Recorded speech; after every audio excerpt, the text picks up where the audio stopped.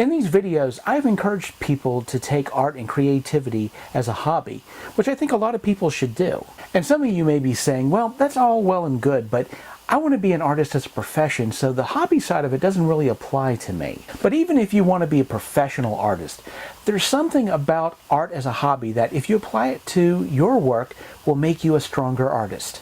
Art as a hobby is part of the creator's journey. Remember, stand out, subscribe.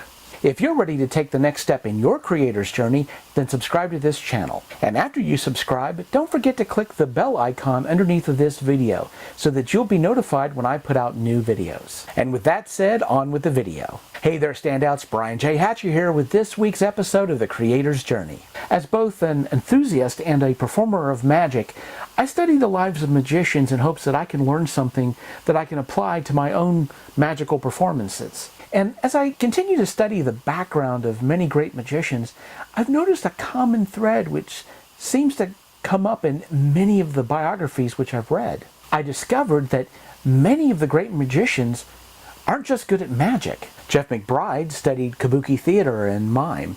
Johnny Thompson played bass harmonica in a blues band. Darren Brown is a painter. Bob Fitch is a dancer and does musical theater. Penn Jillette plays stand-up bass. Teller is in the theater. And the list goes on and on. A person who practices more than one discipline is known as a polymath. I was surprised about how many great magicians were also polymaths. But then I noticed something else fascinating. It's not just magicians who are polymaths. Stephen King plays the guitar.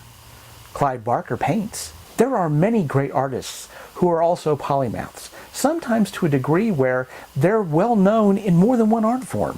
For example, Will Smith started out as a musician, but then transitioned into acting and is now well known for both things. Even if it's just as a hobby, I really believe that there's a benefit for an artist to take on more than one art form. For me personally, as an artist, I feel like I've benefited greatly by being a polymath, by practicing more than one art form. Even as a hobby, I feel that taking on a second art form is a huge benefit to the professional artist. It can help get the juices flowing again if you find yourself blocked. It'll help you to develop new tools that you can use to solve problems in ways that you may not have been able to come up with before. There are some things that you learn in one art form that you can then apply to another art form. For example, I often tell my writing students that I learned a great deal about how to write horror fiction by studying comedy writing. But you can also learn a lot about writing by studying how you build and then release tension in a musical phrase. Studying multiple arts builds exponentially on each other. And of course the best reason is being creative builds those creative muscles that you can use in any art form that you wish to practice. Sometimes as professionals we forget to enjoy the process of creating. Art as a hobby can bring that back to us. As always, thank you for watching this video. If you enjoyed it, click the like button and share it with your friends. And if you're new to this channel, you can subscribe by clicking the badge which is right up here. And if you want to see more of my videos, you can click the box which is down here. So until next time, this is Brian J. Hatcher reminding you to keep dreaming with your eyes open.